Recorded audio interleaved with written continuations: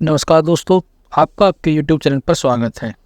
आज हम बात करेंगे रमेश की, जो एक साधारण सा आदमी था।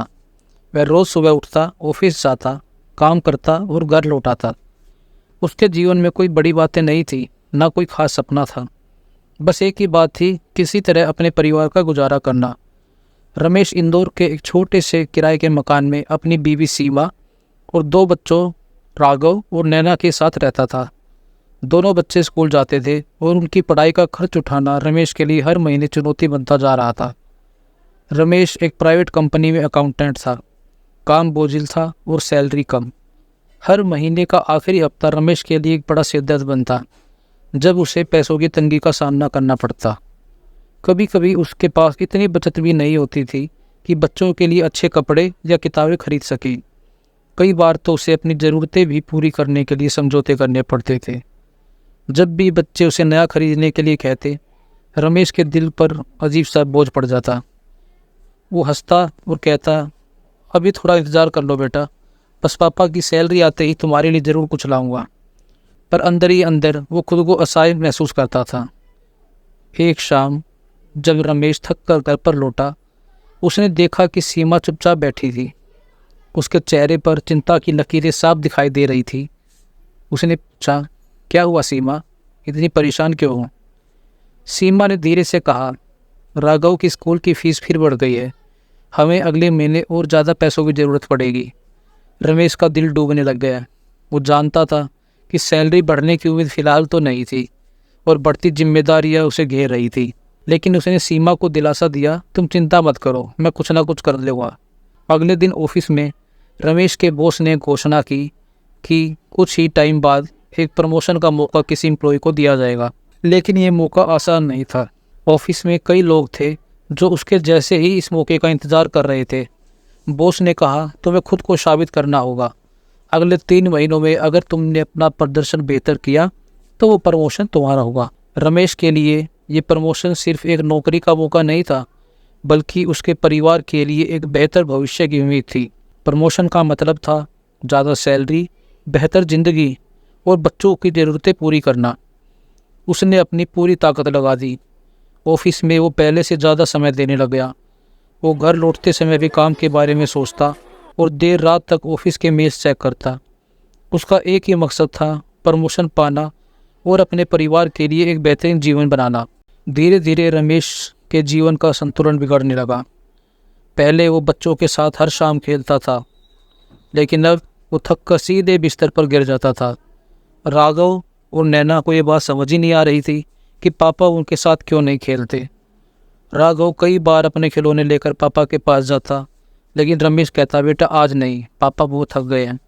नैना भी चुपचाप अपने खिलौनों के साथ खेलने लगी थी, क्योंकि वो जानती थी कि उनके पापा के पास अब वक्त नहीं है। सीमा ने महसूस किया कि रमेश अब घर के मामलों से भी दूर रहने लग गया है। उसने एक रात रमेश से कहा, तुम कितनी मेहनत कर रहे हो, उससे मैं इनकार नहीं करती, लेकिन यह सब करते हुए तुम हमसे दूर होते जा रहे हो। राघव और नैना को तुम्हारी ज़रूरत है। पैसे कमाना ज़रूरी है, ये मैं मानती हूँ, पर रिश्तों की भी तो अहमियत है। रमेश ने सीमा को समझाते हुए कहा, सीमा, ये सब मैं तुम्हारे और बच्चों के लिए ही कर रहा हूँ। अगर प्रमोशन मिल गया तो हमारी ज़िंदगी बदल जाएगी। बच्चों की पढ़ाई, घर के खर्चे सब आसान हो जाएगा।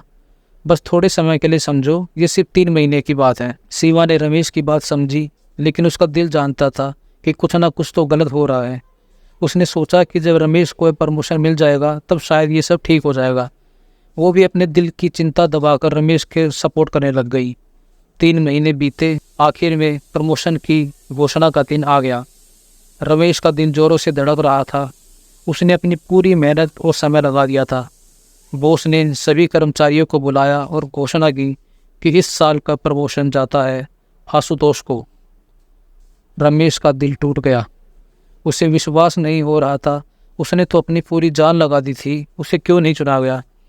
ऑफिस में उसके साथी उसे सांत्वना देने लगे, लेकिन रमेश के मन में एक भारी बोझ था। बॉस ने उसे समझाया, रमेश, तुमने मेहनत की, ठीक है, लेकिन आशुतोष ने टीम के साथ बेहतर काम किया। सिर्फ मेहनत ही नहीं, टीम वर्क और बैलेंस भी ज़रूरी है। रमेश भारी मन से घर लौटा। उसकी आंखों में निराशा साफ छलक रही थी। उसने घर के दरवाजे पर कदम रखा तो बच्चों ने उसे घेर लिया। नैना ने प्यार से पूछा, पापा आप थके हुए हो, हम आपके लिए चाय बनाएं? लेकिन रमेश इतना निराश था कि कुछ नहीं जवाब दिया और जाके सोफे पर बैठ गया। सीमा ने उसके चेहरे पर उदासी देखी और पूछा, क्या हुआ, प्रमोशन नहीं मिला? रमेश ने धीरे से नाम में सिर हिलाया और बोला, नहीं। सीमा उसकी तरफ देखते हुए बोली, रमेश तुमने जितनी मेहनत की उसकी कोई कीमत नहीं है। पर क्या तुमने सोचा कि इस प्रमोशन की दौड़ में तुमने क्या खोया? 3 महीने से बच्चे तुमसे बात करने को तरस रहे हैं। हम सब तुम्हारे बिना अधूरे हैं। ये पैसे से ज़्यादा मायने रखता है। रमेश को एहसास हुआ कि प्रमोशन की दौड़ में उसने अपनी सबसे बड़ी दौलत, अपने परिवार को नज़रअंदाज कर दिया। अब उसे समझ आया कि ज़िंदगी सिर्फ ऑफिस में प्रमोशन और पैसे कमाने तक सीमित नहीं है।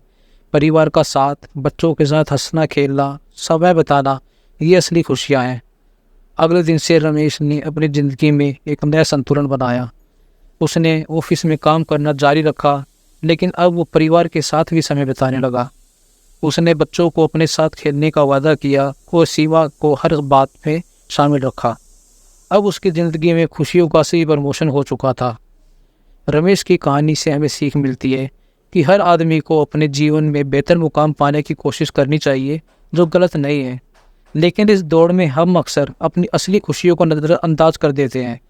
जीवन में संतुलन बनाना ज़रूरी है, क्योंकि असली सफलता वही है जहां आप खुद भी खुश रहें और आपके अपने भी।